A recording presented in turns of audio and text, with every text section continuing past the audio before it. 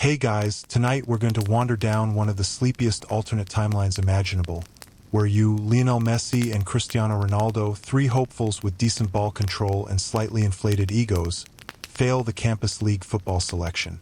That's right. No roaring stadiums, no golden boots, just the fluorescent flicker of an aging locker room and a clipboard-wielding coach who drinks too much coffee. You're wearing the wrong socks. Ronaldo didn't stretch. Messi brought his cousin's boots by mistake. You're about to discover what happens when greatness skips a beat and lands right in the middle of a college pitch somewhere outside Manchester.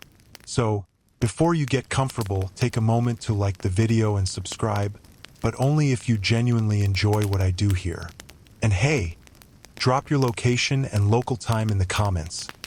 I love seeing how far this sleepy little journey travels. Now, dim the lights. Maybe turn on a fan for that soft background hum. And let's ease into tonight's journey together. The wind is cold this morning. Not dramatic, epic match final cold. Just that mildly annoying chill that sneaks through your track pants as you jog toward the university's training grounds. You've barely slept. The alarm went off at 6:12 a.m., and you snoozed it 5 times before rolling out of bed and stepping directly on a sports water bottle, which immediately launches across the room and hits Messi in the knee. He grumbles something in Spanish you're pretty sure isn't motivational. Ronaldo's already up, shirtless, doing lunges in front of the dorm mirror. His hair is too perfect for this hour. You, meanwhile, are wearing a sock from yesterday and one with a cartoon banana on it. No time to change now. You arrive at the field a little out of breath. The tryout sheet says it starts at 7 o'clock, but the assistant coach, who looks suspiciously like the school janitor, starts blowing a whistle at 6:58 like his life depends on it. Messi yawns through his stretches. You're pretty sure Ronaldo is flexing instead of warming up. The drills begin. You're not bad, Peresi. You dribble around the cones with moderate dignity. Messi fumbles a 1-2 pass but recovers by nutmegging someone's ankle. Ronaldo tries a rainbow flick that ends in a tragic collision with a recycling bin someone left too close to the touchline. Still, you power through. Historians still argue whether Messi actually tripped over his own shoelace, or if the goalkeeper's aura just disrupted him. Either way, it's not looking great. By the time the scrimmage starts, you're gassed. Coach calls for Team Blue versus Team White, and you scramble into a bib that smells like wet laundry and vague trauma. It's too tight across your shoulders. Messi tries to adjust yours, but ends up punching your back accidentally. You wheeze. The game is messy. Not Messi magic, just messy. Someone trips over a cone that's somehow still on the field. The ball ricochets off a goalpost, a knee, then the back of someone's head. You try to assist Ronaldo with a through pass, but the ball barely rolls 3 feet and he gives you that look like you've just committed football treason. At one point, coach pulls out a clipboard and starts scribbling. You allow yourself a sliver of hope. Maybe he's impressed with your hustle. Maybe Messi's recovery slide tackle got noticed. Maybe Ronaldo's attempted bicycle kick, despite knocking over 3 cones and nearly hitting a pigeon, shows promise. You finish with a penalty round. Your shot is too high and hits the crossbar with a hollow clang. Ronaldo's is blocked. Messi's, we don't talk about Messi's.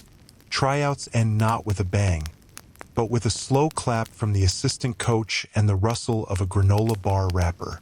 Everyone drags themselves toward the water fountain like it's an oasis. You and your 2 teammates exchange looks. That went, well, it went. You check the selection board after a shower that barely helps. The paper is taped crookedly to the wall with cheap masking tape. It reads, "Congratulations to our Campus League Squad 2025. Your name isn't there. Neither is Ronaldo's." And as you lean in, double-checking, Messi steps up beside you, still chewing on a protein bar that's definitely not campus-approved. His brow furrows. You too. You nod. The list is final. The squad's locked. No callbacks, no maybe spots. Just silence. Well, Messi says, at least we didn't pull a hamstring. You both turn to see Ronaldo holding his ankle dramatically, surrounded by three confused biology majors. And that, as they say, is how the dream dies. Quietly, in a hallway that smells like disinfectant and crushed hope. Back in your dorm room, the fluorescent ceiling light flickers as if it too is unsure whether to stay on or give up for the day. You and Messi slump onto your respective beds like two medieval knights after a failed crusade. Except one of you is still wearing a shin guard and the other has snack crumbs permanently embedded in his hoodie. Messi lets out a long, theatrical sigh. I tripped over the cone. The cone. It wasn't even moving. You nod solemnly, recalling the moment in cinematic detail. That cone had a presence, an aura, possibly even sentience. But you say nothing. The silence hangs in the air like a tactical substitution that came too late. Ronaldo bursts into the room a few seconds later, still holding his ankle like it owes him money. Coach didn't even look at me, he says. I tried a Rabona, a perfect Rabona. You remember the Rabona. It was less a dazzling cross and more of a tangled leg puzzle that resulted in Ronaldo lying flat on his back, blinking up at the sky like a turtle flipped over. Maybe we were too early in our careers, you offer. Too innovative, Ronaldo replies, pointing skyward like a philosopher. Campus football just isn't ready for us. Messi throws a sock at him. The room is small but functional. One mini fridge humming in the corner. One whiteboard with an ambitious weekly training plan from 3 weeks ago that no one followed. A pile of football magazines stacked under your desk with pages dog-eared on drills none of you ever did. You all sit in mutual silence, nursing minor bruises and ego scrapes. Ronaldo tries to turn on the PlayStation, but the controller's dead and no one has charged it since midterms.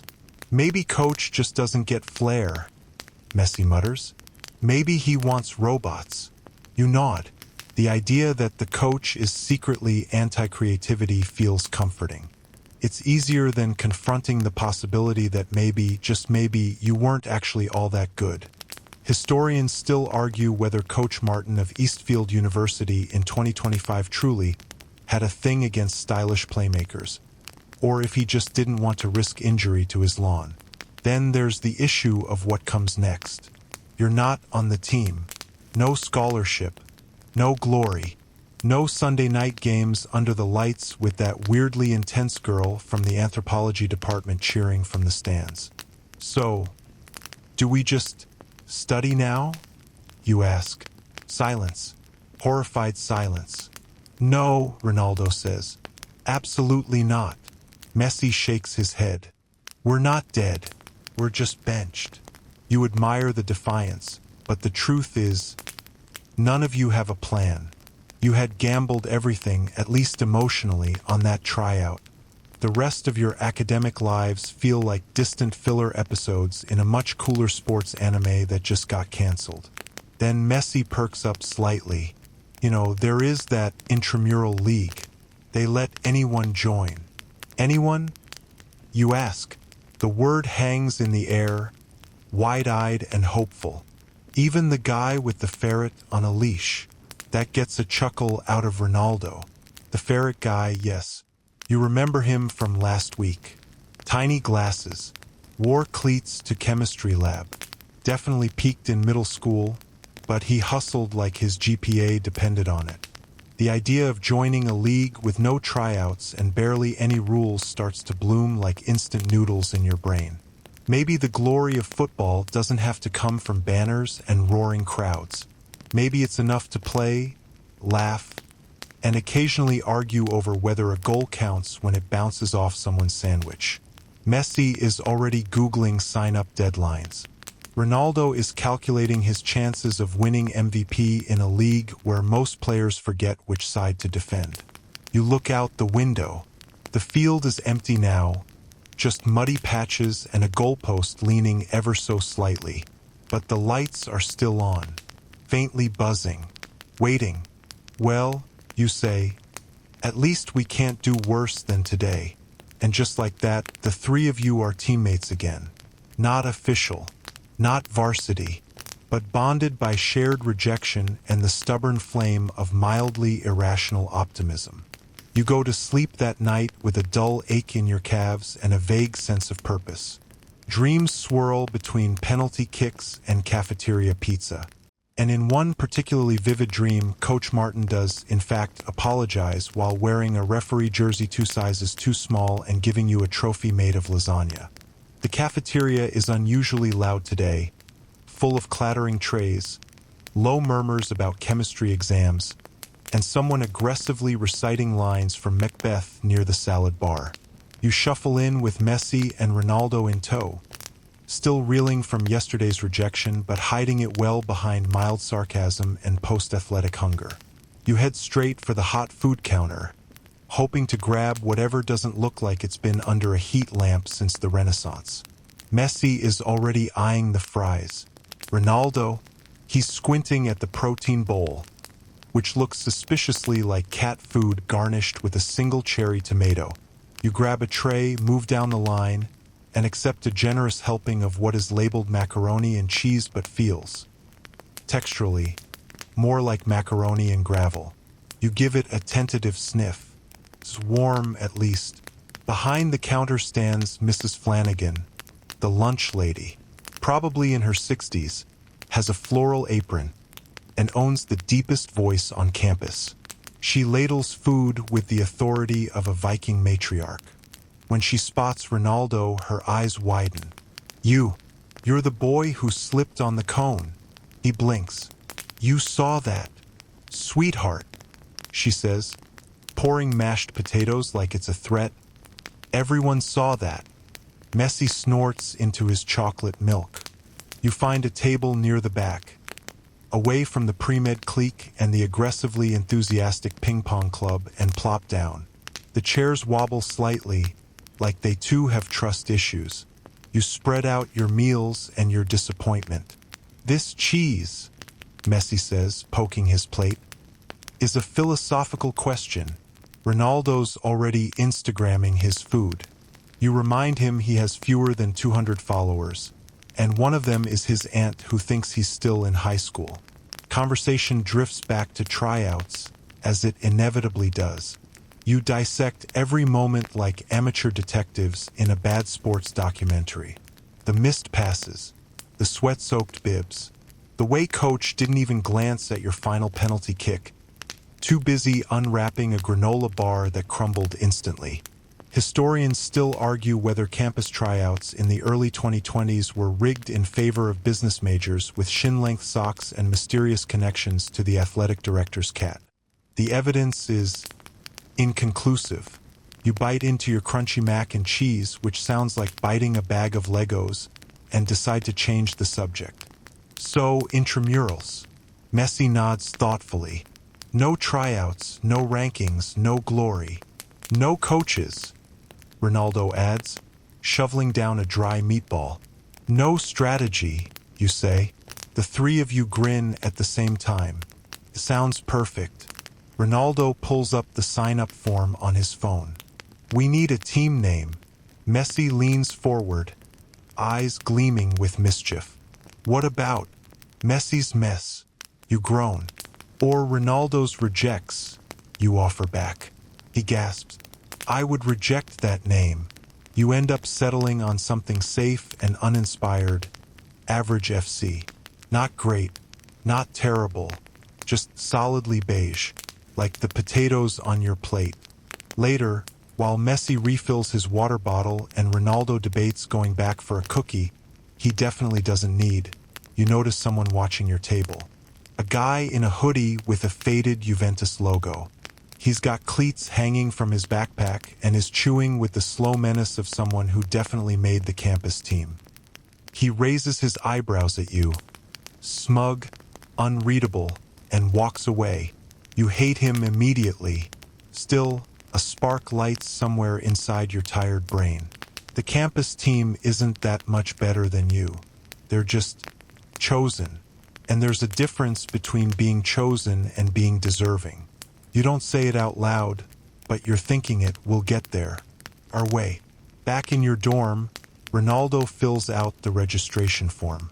Messi volunteers to design your logo using the free trial version of some obscure graphic design app. You spend the next hour trying to pose for a team photo using a timer and a dorm hallway mirror. It's chaos. Ronaldo keeps flexing. Messi blinks in every shot. You accidentally spill half a protein shake on your socks. But somehow it works. Average FC is born. And whether you win, lose, or just make it through a match without falling over a water bottle, you know one thing for certain. There's still football to play.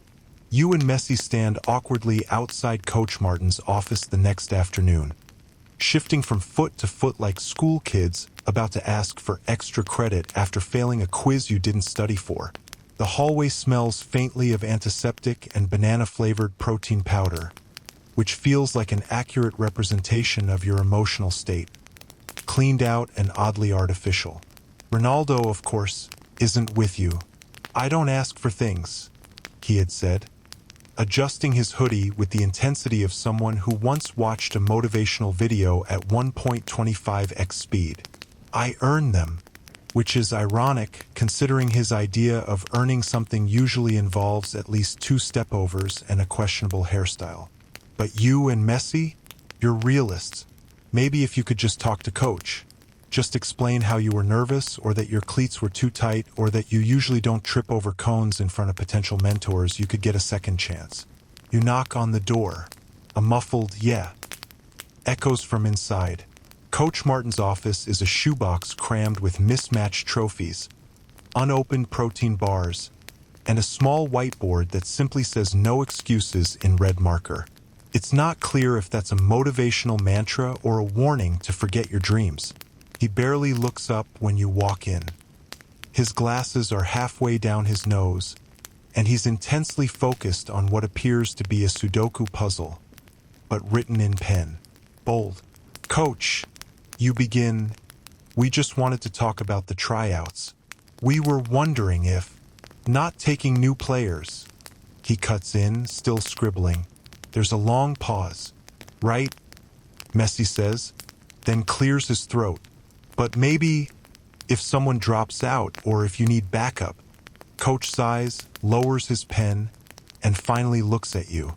"Listen, you 3 were entertaining. And I mean that in the nicest way possible. You're not entirely sure that was the nicest way possible. But this league's serious. We play against other schools.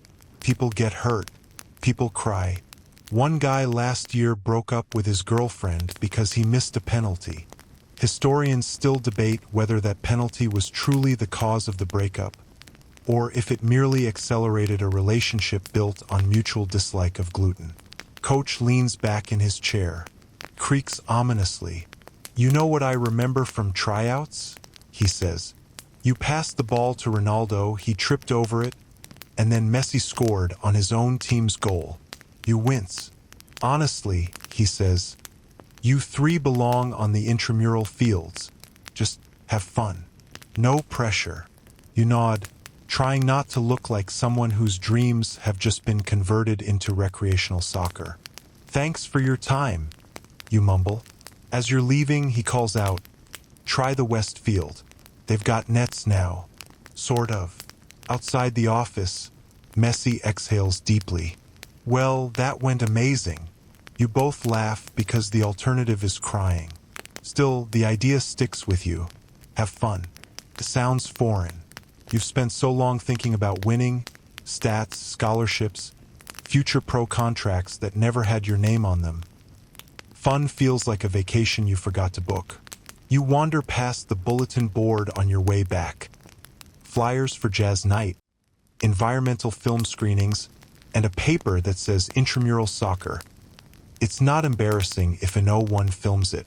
Ronaldo's waiting for you back at the dorm, reclining dramatically on a beanbag he clearly borrowed from the lounge. He's watching old clips of himself from high school, analyzing them with the gravity of a military general reviewing battlefield tactics. "Well?" he asks. You shrug. Coach said no. Suggested we stick with intramurals. Messi tosses him a stress ball shaped like a soccer ball. "We're officially recreational." Ronaldo catches it without looking. "Fine. Then we'll be the best unofficial team this place has ever seen." You pause. "He also said we were entertaining." Ronaldo grins. "Damn right we are." And with that, a new goal is quietly formed. Not one about trophies or glory, but something almost more absurd. Becoming legendary not despite rejection, but because of it. It starts small. Messi drafts a calendar of matchups.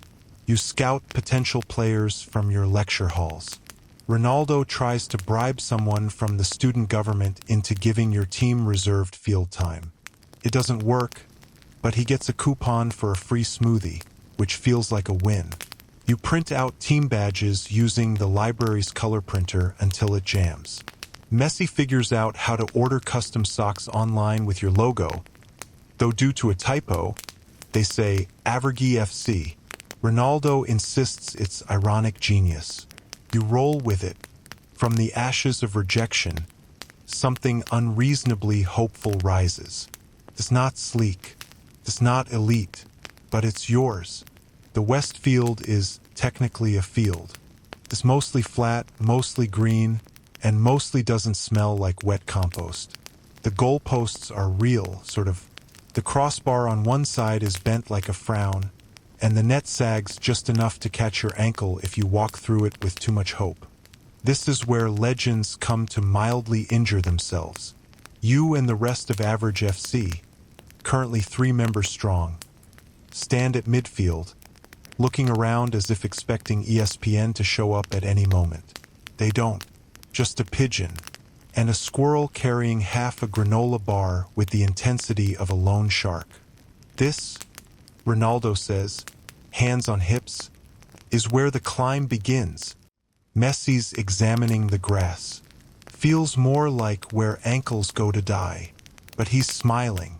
You all are. Because for the first time since the crushing weight of rejection from the campus league, you're doing something on your own terms. There's a laminated schedule taped to a trash bin near the sideline. It lists team names that sound like a group chat gone rogue. Net 6 and chill. The Goal Diggers. Control-Alt-Delete. Victoria's Secret. You're up against mediocre United this weekend. Already a rivalry for the ages. The sign-up form said, bring at least 6 players, which you currently don't have. So you hit the group chats. You post a flyer in the student union that says, wanted. Enthusiastic human with legs. Prior football knowledge optional. 2 days later, you have a team. There's Lena, a literature major who once played left back in high school and is allergic to orange slices. Ahmed, an engineering student who runs like a giraffe on stilts, but has surprisingly elegant passes. Sam, who admits he's only joining because his roommate said you get a free t-shirt. And Jules, a part-time barista who lists her hobbies as goalkeeping and mild confrontation. You practice once before the game, mostly to figure out who can kick, who can run, and who brought snacks. Historians still argue whether your warm-up session counted as training or an elaborate way to waste 90 minutes. But spirits are high. Match day arrives. You gather at the field in a clump of mismatched jerseys. One yoga mat, Sam brought it by mistake, and a Bluetooth speaker that only plays early 2010s EDM remixes. It starts to drizzle. Not dramatic, cinematic drizzle. Just enough to make the ball slippery and the grass full of secrets. Your opponents, mediocre United, look professional. They have matching shirts, coordinated water bottles. One of them stretches using resistance bands. Another brought a clipboard. You stare at them, then down at your jersey, which has your name written in Sharpie and is already smudging. Kickoff. The first 5 minutes are chaos. Messi runs backward. Ronaldo yells man on to no one. Lena commits a foul that may or may not be a hug.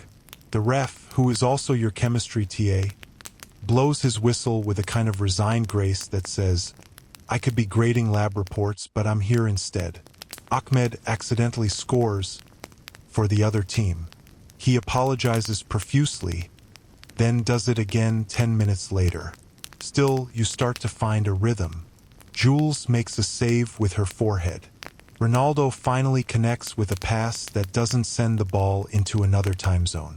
Messi pulls off a nutmeg so clean it earns polite claps from 3 people on the bench, including the ferret guy who's back and now wearing a headband. You sub in, just as the drizzle turns to real rain. Your shoes squelch. Your socks betray you. You go for a slide tackle that turns into a full-body mud angel. It's not graceful, but it's committed. And in the middle of the mess, you realize something. You're actually enjoying yourself. No scouts, no pressure, just football. You glance at the sideline. Coach Martin is not watching. No recruiters, no crowd, but Messi's laughing.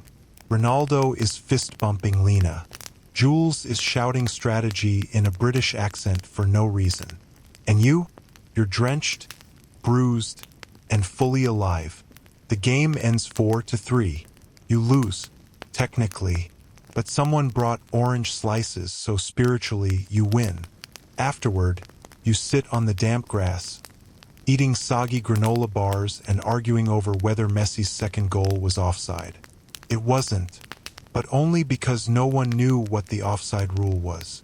And in the background, the sun dips behind the West Building, turning the cracked goalpost into a weird, golden sculpture. You think, yeah, this is where we start. It begins, as many tragedies do, with laundry. 2 days before your next match, Messi attempts to do something noble: wash the team jerseys. The problem is, none of them were ever the same size, color-fast, or even technically washable. One came from a thrift store.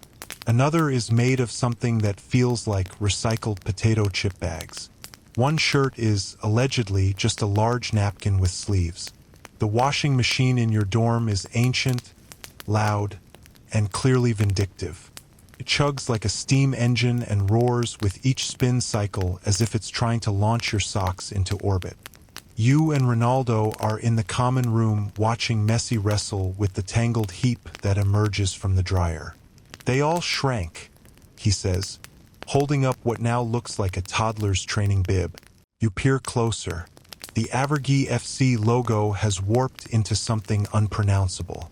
Ronaldo's shirt has melted slightly, leaving a crisp V-shape that looks uncomfortably like a superhero cape. Your shorts, once loose and breezy, now threaten your circulation. So, we play in crop tops? You ask. Ronaldo squints at his now tank top-like jersey. Could be a statement. Messi sighs. Fine. We rotate. First half, smalls. Second half, shirts from Lost and Found. It's a plan. A bad one, but better than forfeiting. Later that evening, as the team gathers in the hallway for strategy talk and communal whining, you realize something even more important is missing. My lucky socks, Ronaldo says suddenly, staring into the middle distance like a soap opera character. You blink. You mean the ones with tiny golden goats on them? They're not just socks, he says slowly. They've never lost a game. Messi rolls his eyes. You wore them at tryouts. Didn't lose, Ronaldo says. We just didn't win. The hunt begins. The team splits into pairs. Ronaldo and Lena search the laundry room. Sam and Ahmed hit the gym locker room. You and Messi head to the library basement because, why not? Stranger things have happened there. Once, a pigeon enrolled in a seminar by accident. Historians still debate whether the missing socks of Avergi FC became a rallying myth or just a good excuse to skip an economics lecture. What's agreed upon is this: the socks were never found. Match day arrives. You're facing Control-Alt-Delete, a team known less for skill and more for excessive spreadsheeting of every past game. Their captain has a laminated playbook and refers to zones on the field using Excel formulas. One of them wears goggles. Not sports goggles, lab goggles. You warm up in an odd mix of tight shirts, thrifted tanks, and one suspiciously glittery jersey from someone's theater wardrobe. Ronaldo looks like a rejected backup dancer. Messi's sleeves don't reach his elbows. Still, spirits are high. The whistle blows. Things go okay. The first half is clumsy, mostly because everyone's too focused on not tearing their shirts. Lena scores an equalizer by accident while trying to pass.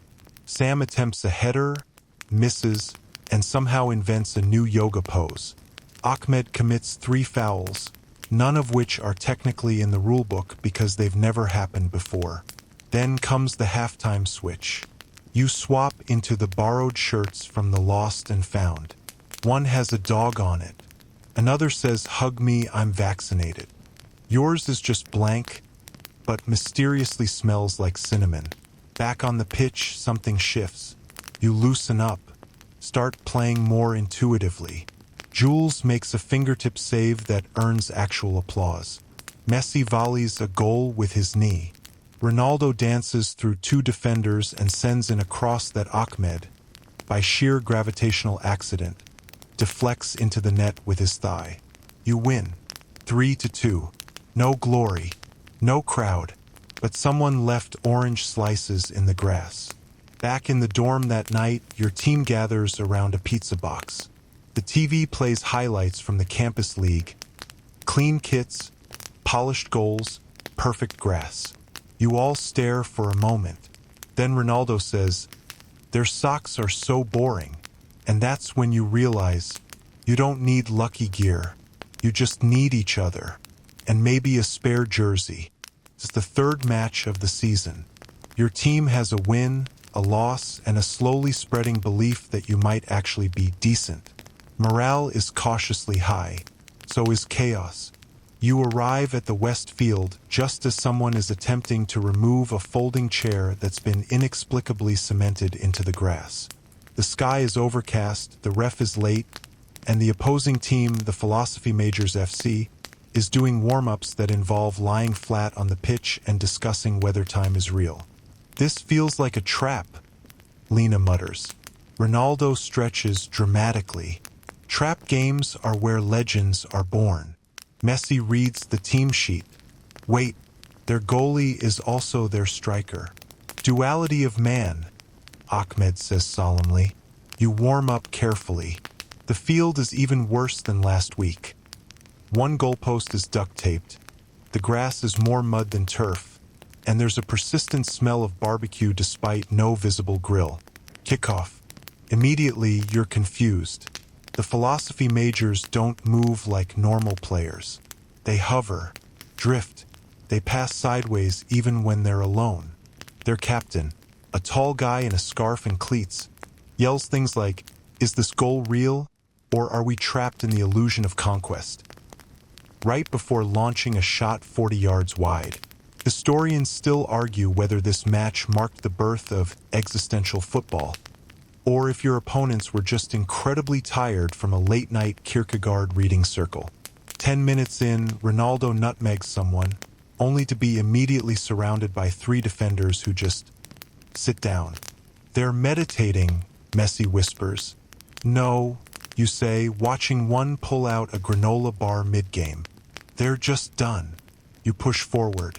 Lena makes a break down the left wing and sends in a cross. Ahmed heads it backward. Somehow, the Philosophy Majors cheer. Their coach, a grad student in socks and sandals, claps slowly. The illusion of progress is more meaningful than progress itself, he calls out. Jules makes 3 brilliant saves, including one where she trips, rolls, and somehow lands cradling the ball like a newborn. She waves cheerfully as the ref, finally having arrived on a scooter, blows the whistle. At halftime, you gather behind the goal. They're not even playing football, Sam says. wiping sweat off his glasses. "They're playing questions," Messi replies, "and we're answering with goals. You're tied 1-1. Not bad, but also weirdly exhausting." Second half begins. They sub in a guy with a man bun and 2 scarves. He only walks. No one challenges him because his aura feels untouchable. Then, Messi intercepts a lazy pass and sprints forward. He fakes left, Ronaldo overlaps, and with a deft toe poke, the ball rolls straight past the goalie-striker meditator combo and into the net. 2-1. The philosophy majors gather at midfield, holding hands in a circle. "Guys," Jules calls from your goal. "They're forming some kind of ritual." The ref shrugs. "Technically not against the rules." They chant softly for 2 minutes, then return to the match as if nothing happened. You hold the line. Ronaldo channels pure drama into defending. Lina clears 3 near misses. Ahmed, in a surprising moment of grace, dribbles past 2 players and almost scores, before being distracted by a nearby squirrel doing squirrel things. Final whistle. You win. As the philosophy majors shake hands, one of them leans in and says, "Winning is temporary. Understanding is eternal." You nod politely and accept your victory granola bar. Later, back in the dorm, you all relive the game with laughter, mock philosophical quotes, and minor cramping. Ronaldo's already editing a video highlight reel titled "Football versus Existential Crisis." And somewhere deep down, you realize this strange team is slowly becoming real. Not in the formal, jersey-numbered, campus glory kind of way, but in the we show up and care kind of way. You may not understand the point of everything, but you're beginning to see the shape of something worth showing up for.